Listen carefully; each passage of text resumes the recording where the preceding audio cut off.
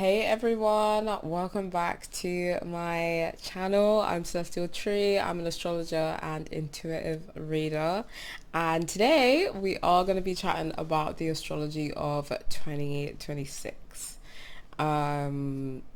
It's such a dynamic and eventful year, and I've been looking into this and like researching the astrology of 2026 since about December of this year. So this is a video that I was really looking forward to making. So make sure you guys grab some snacks or make a cup of tea, so we can sort of lock in and talk about all the events that are going to be occurring next year. And also, if you hear anything and you think, oh, that might be really key, do get like a pen and paper or like your notes app and make some notes, because we are going to be talking about dates, and there's a lot of key dates to remember. Apologies for my absence. I have been so busy over the last 4 months. We have launched Black Astrology Club this year, which has been absolutely incredible. We do events, well, we've been doing events every other month, and it's been really, really fun, but it has kept me sort of away from YouTube. Also, apologize for my squeaky chair. If you guys didn't know, I also have multiple chronic illnesses, and they have kind of been warring with each other uh, over the course of the last 4 months. So trying to navigate that and also trying to stay busy, and pour into like other areas of my job, client work and the events. It's just been a lot, so apologies for my absence, but I'm hoping that 2026, despite all the dynamic events and transits that we're going to have, I'm hoping that I can be a bit more consistent with this channel. Before I get started, here's a gentle reminder. If you would like a reading from me, you can book with me on my website at celestialhealingrealm.com. And remember to subscribe to my channel for more horoscopes and astrology updates. They will hopefully be released throughout the year, not just on my channel, but also on my blog, on my website, and Instagram and TikTok as well. So make sure to follow me over there. If you want to know what energy 2026 holds for you personally, there is a special discount code on my website for year ahead readings, so do check that out as well. My reading slots do tend to fill up very quickly towards the end of the year, so check that out while they're still available.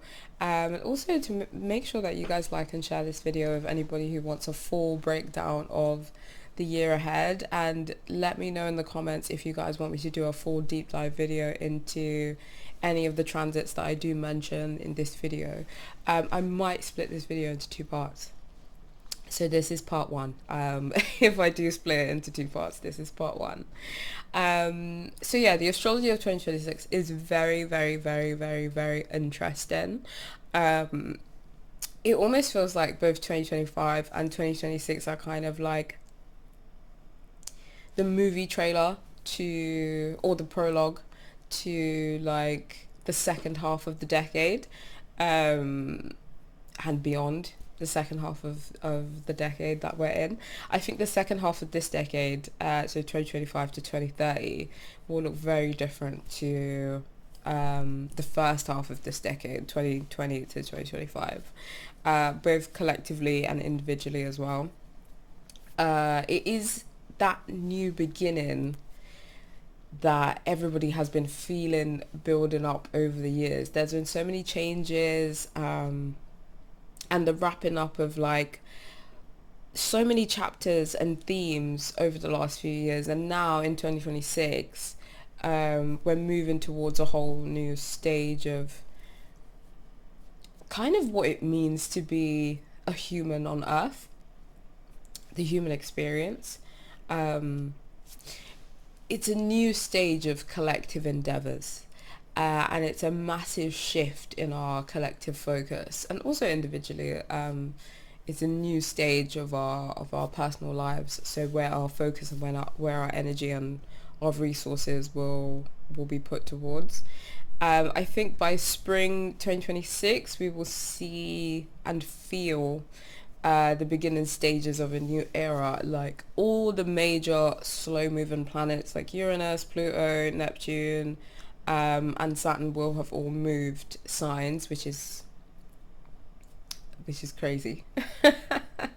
Partially because it is so rare.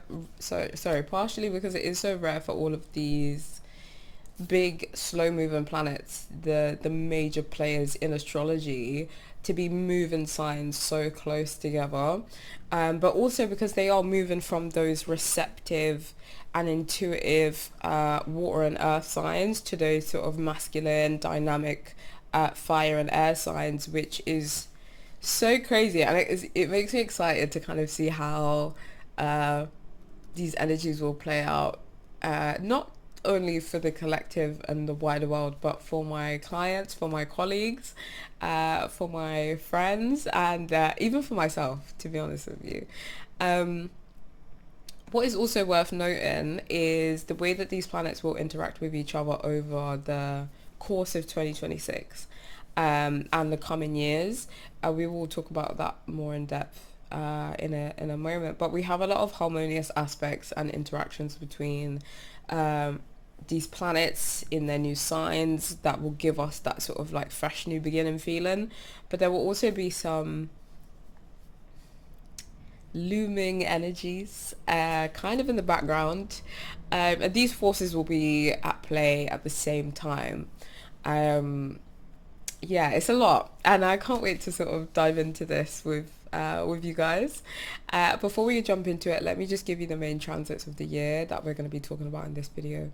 Yeah, and if there are any that you guys are excited about and I don't mention them, just pop them in the comments. So in this video we will briefly touch on Pluto in Aquarius, which will be a constant energy throughout the year. We're going to talk about Neptune moving into Aries in January, and Saturn moving into Aries in February. Both eclipse seasons, which will be around February, March, and also August of 2026. We probably won't be talking about Mercury retrograde through the water signs in Feb, June, and October. It is happening, but I do feel like this video is going to be long enough already because I am a serial yapper. I'm a Gemini rising, so I'm just gonna be yapping about it. So I feel like this video is gonna be too long if I talk about Mercury retrograde. We'll also talk about Uranus moving into Gemini in April.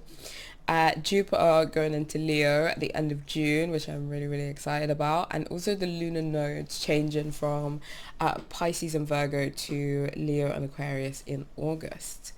Now, I know I mentioned this earlier, but these transits and events are one thing, but the way that these energies will interact with each other is also worth noting.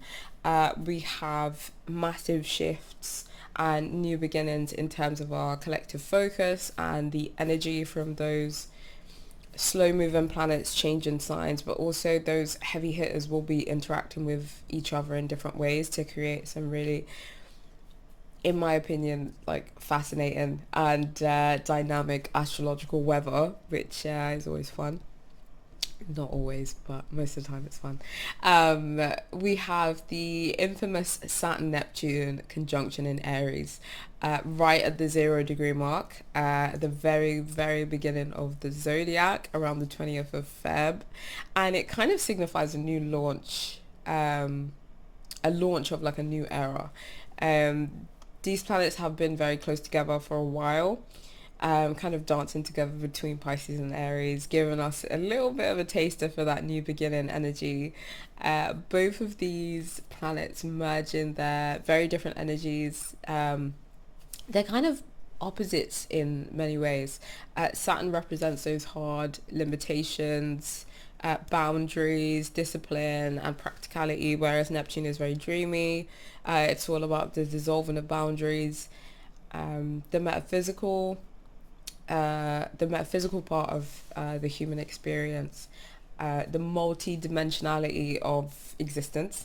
Neptune helps you sort of pull energy, inspiration and information from the higher realms into the physical, and Saturn can help you ground those things, materially speaking. The Saturn Neptune conjunction in the late 80s, early 90s in Capricorn, actually coincided with the fall of the Berlin Wall, which is so Neptune and Saturn coded. Like, they're breaking down of the physical, and the dissolvement of like boundaries. Although these planets are very different, they do work together in a weird and mysterious way. So do keep an eye out for that in February and throughout early 2026. Like, if you see any physical structures dissolving, just remember the Saturn Neptune conjunction. We also have Pluto and Aquarius, and its big innovations in tech and power structures, and the trine, so the harmonious aspect with Uranus in Gemini, especially in the early stages of Uranus being in Gemini, where there'll be so many like quick shifts and disruptions to our transportation, to the way that we communicate, the way that we share knowledge, the way that we share information with each other as well. I think it will be really exciting to see what sort of new innovations and revolutions those two planets will coincide with when it comes to things like AI. I feel like every time we do a panel, when we're doing a Black Astrology Club event, we're always talking about AI. It always comes up for some reason. But yeah, it'll be interesting to see those new innovations in terms of AI, but also transportation and social media as well. Also space travel. Like, Aquarius does have rulership over that for some astrologers, so do keep an eye on the sky as well. Also check out my Pluto and Aquarius blog that I wrote in 2024 about what Pluto and Aquarius means for each sign, if you want to know more about that on a personal level. I also do have a Pluto and Aquarius video up on my channel for those interested in the collective themes and predictions, and also the historical aspect of Pluto and Aquarius as well.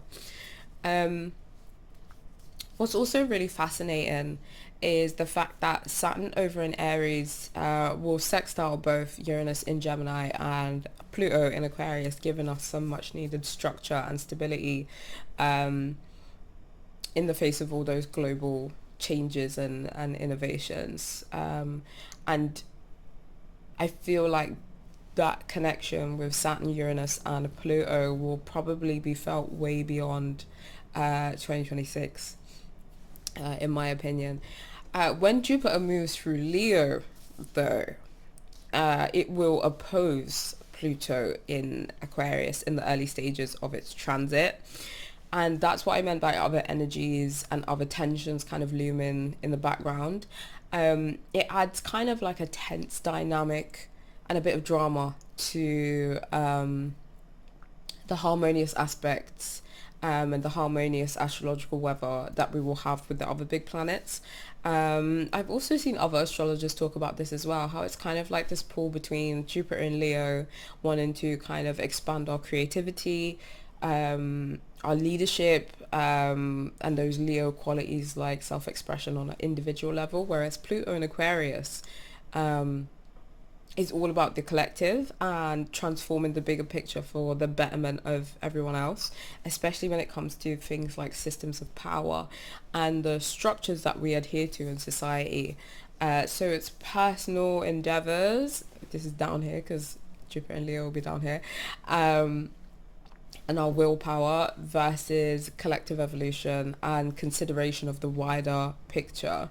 You want to begin this new thing and you want to shine, but there might be structures in place that might give you a little bit of pushback, and systems that you need to be mindful of. And I feel like that polarity will be felt individually, but also in the wider world as well. So with that being said, let's discuss the main transits of the year. Make sure that you do subscribe to my channel for these astrological updates, and keep an eye out on my blog, my TikTok and my Instagram for more information about these upcoming transits. So let's start with one of the big ones, Neptune entering the sign of Aries. I feel like Neptune will move into Aries around January 2026, that was hard to say, and it will be there until May 31st, 2038. Then it will move into Taurus for a few months, and then it will officially leave Aries in March 23rd, 2039. So it's quite a long transit, and it is a transit that will have very lasting effects. The last time Neptune was in Aries between 1861 and how many years is that? 1861 and 1875. Like it was kind of a big it was kind of like a big shift. So Neptune as a planet rules over things like spirituality, imagination, dreams, and also drugs, and is commonly associated with the ocean and big bodies of water. Some astrologers do describe it as the higher octave of Venus, which means it does rule over artistic endeavors as well. It's also all about, this is why I said it was quite a big deal. It also rules over things like delusions, confusion, and illusion as well, and the dissolvement of boundaries. I think its ingress into Aries is a really interesting shift, and it's going to be really important that we pay attention to what is happening over the next few years in terms of our own disillusionment, and the collective fog that we sometimes feel. Neptune moving into Aries means it's beginning a whole new cycle of the zodiac. It's moving from its home in Pisces to Aries, which is a sign that sort of has this bold energy. It's courageous, it's combative, it's ruled by Mars. Neptune and Pisces that we've had over the last few years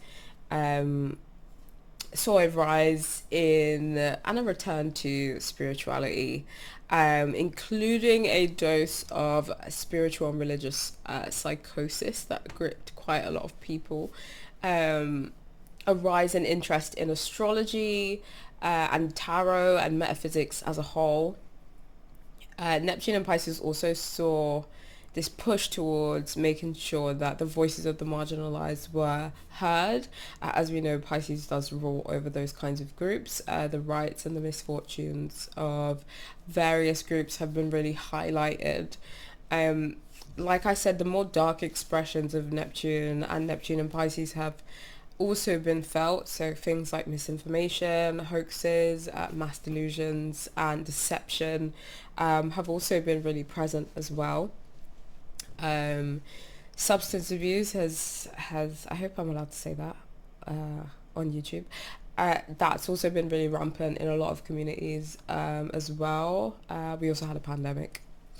Assassinations by foreign adversaries. Like Neptune and Pisces has literally been a lot. I feel like Neptune in the independent and fiery sign of Aries will look quite different.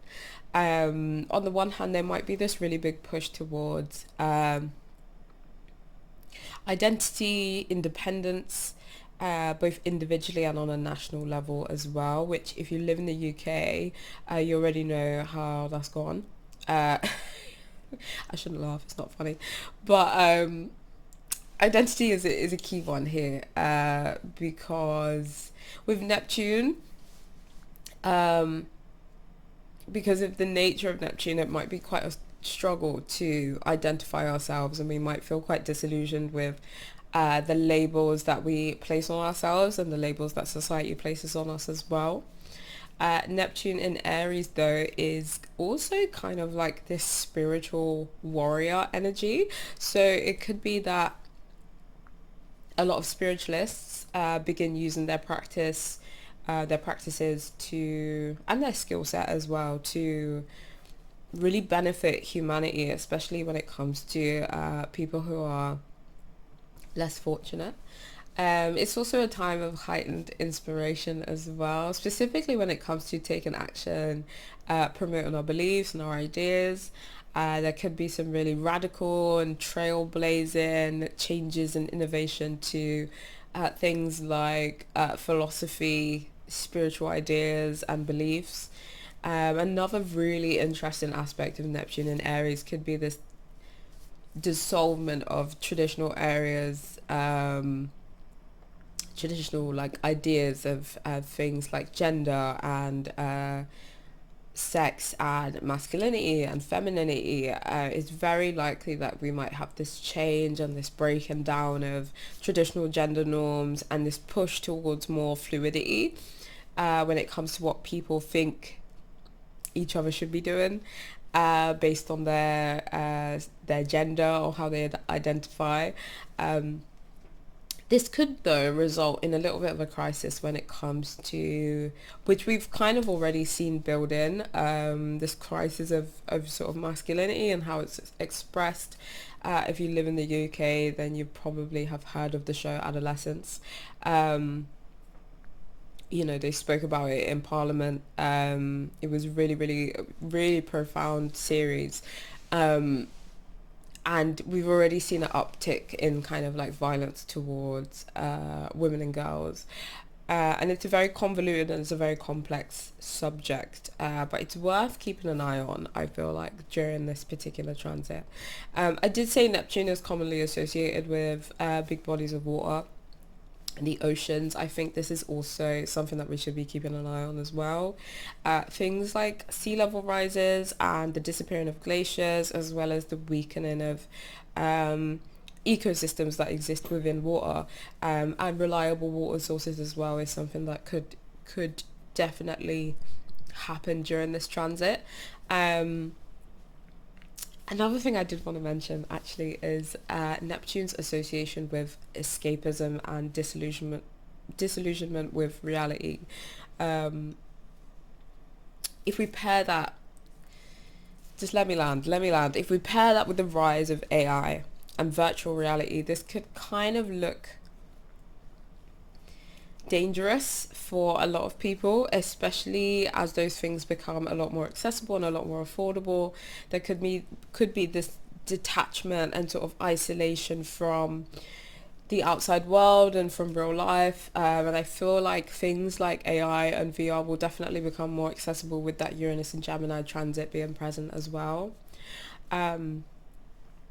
Aries is the beginning of the zodiac, and when Neptune hits that 0-degree mark of Aries, it will signify the beginning of a brand new chapter. It's kind of like a generational reset, with the sort of planting of seeds that will unfold over the years. I'm going to be releasing a blog that goes into way more depth and detail when it comes to this particular transit, so do keep an eye on my website, Celestial Healing Realm, for that in January.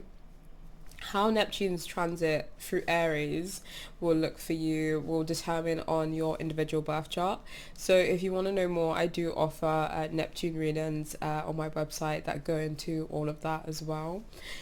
Yeah, I know, it's a lot. Now let's talk about Saturn in Aries. Right, so Saturn in Aries. Saturn will move into Aries officially from Valentine's Day, February 14th, 2026, until around April 12th, 2028. We did have a bit of a taster of Saturn in Aries in 2025, between May 24th and September 1st, but this is the full course of Saturn in Aries now, and I do feel like this transit is one that will have us assess what is working in regards to our independence and our assertiveness as well, how we take care of ourselves and how us taking care of ourselves impacts the collective. Saturn as a planet is the critic. It's the inner teacher. It's all about discipline, maturity, hard work, and tangible rewards as a result of implementing those things. Saturn transits do require a lot of responsibility, a lot of realism and patience. When Saturn was in Pisces over the last few years, we found ourselves kind of assessing and critiquing our approach to spirituality, collective compassion, and our restful practices. We saw a we saw a rise in medicinal medicine and other spiritual practices kind of enter the mainstream. When I say medicinal medicine, I mean like vaccines and like other new like weight loss drugs as well. We also saw the rise of AI, deepfakes, and the blurring between what is real and what is not. Saturn in Aries, however, is calling us to realize that everything begins with the self. If you want to make changes, achieve your goals, shift the collective, bring balance to whatever area of your chart Aries rules over, it's important to note that the changes and the balance must first start like within, with the self. So taking more responsibility for yourself, self-reflecting, building more self-awareness are all keys to working with this transit and getting the best out of it. Also owning the mistakes that we make along the way is also key as well. You know, being able to see our shortcomings and those heavy doses of reality that Saturn will bring, seeing those things as learning is gonna be tough. But it's worth it. Saturn is also all about tangible rewards as well. Like I said earlier, but those tangible rewards will only really come about as a result of tangible actions and commitment. Another key word when it comes to Saturn. The thing I really love about Saturn transits is that its motto is like, it's time to do the thing. And after all the sort of grit and the sweat and the tears, you kind of emerge from Saturn transits at the end as a whole new person, with a new approach to life, you know, a new strength that you wouldn't otherwise have if you didn't sort of weather the storms and grow through the pain that Saturn transits sometimes bring. And I do feel like that's quite a beautiful thing. The historical context of Saturn in Aries is also very interesting and very dynamic as well. It can give us kind of some clues as to what we can come to expect as a collective from Saturn's upcoming transit in Aries. So Saturn was lost here during the late 90s, between 1996 and 1999. That's when I was born. Not 1999, but between that time. I was born then. So yes, I am having my Saturn return next year, which I'm actually quite excited about. Lots of things were introduced and changed before the turn of the century. We had the rapid expansion of the internet, the dot-com boom, as people used to call it, and we can kind of see those same themes being played out now with the expansion of AI or AI agents or helpers. DIY culture was also very big in the late 90s as well. Late 90s fashion as well, like being very Aries like, so like khaki and boots and overalls. I feel like we'll see a return to that over the next few years. The Middle East was also a major player during this time as well. The US did launch missiles against Iraq. I hope I can talk about these things on YouTube. There were so many wars and conflicts, and wars and conflicts are things that do coincide with Saturn in Aries transits quite a bit.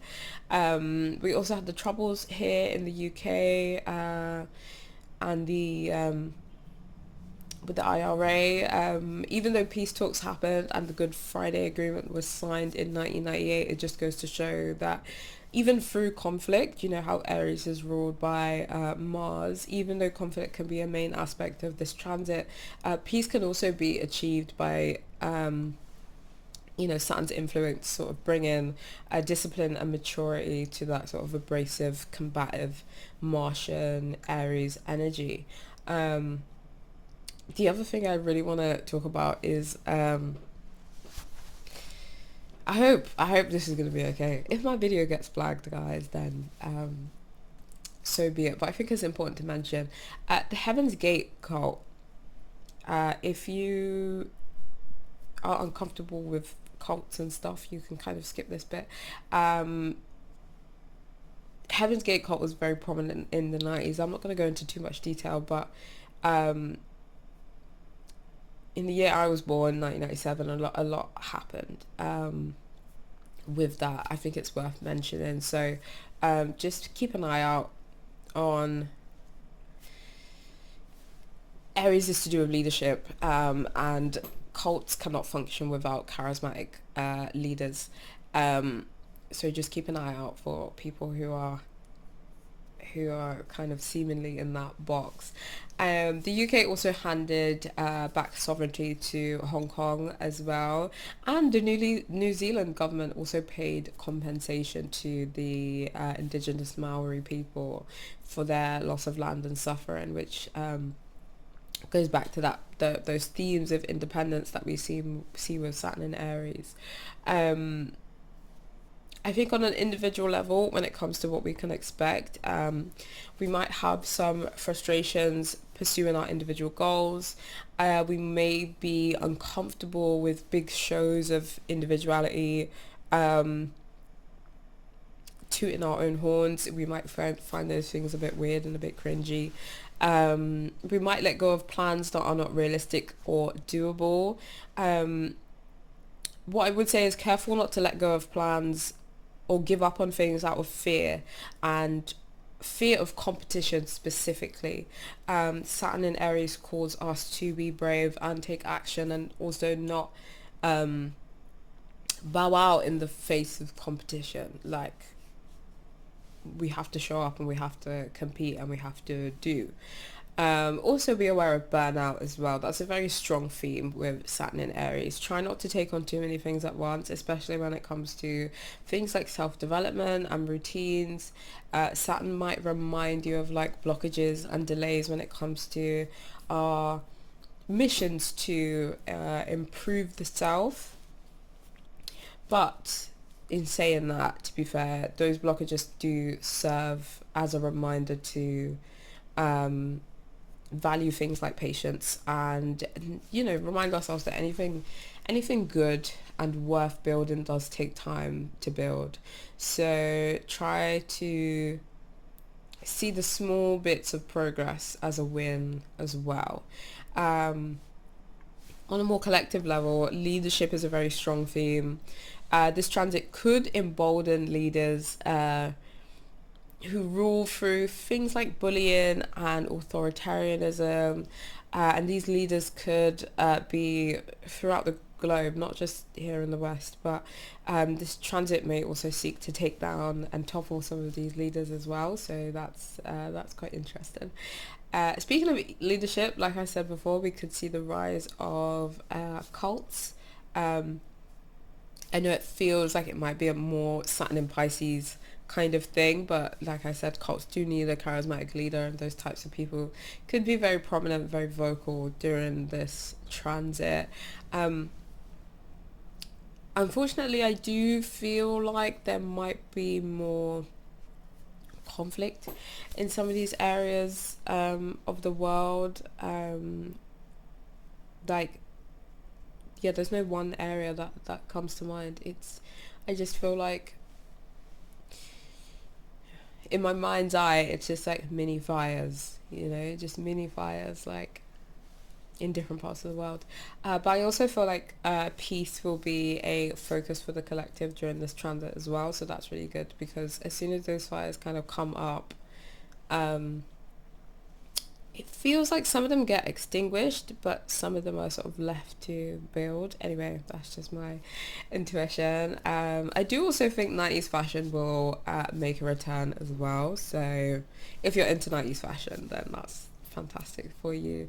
Make sure to keep an eye on my blog, on my website celestialhealingrealm.com, because I will be writing a Saturn in Aries blog that will go into more detail and some more predictions of what's to come.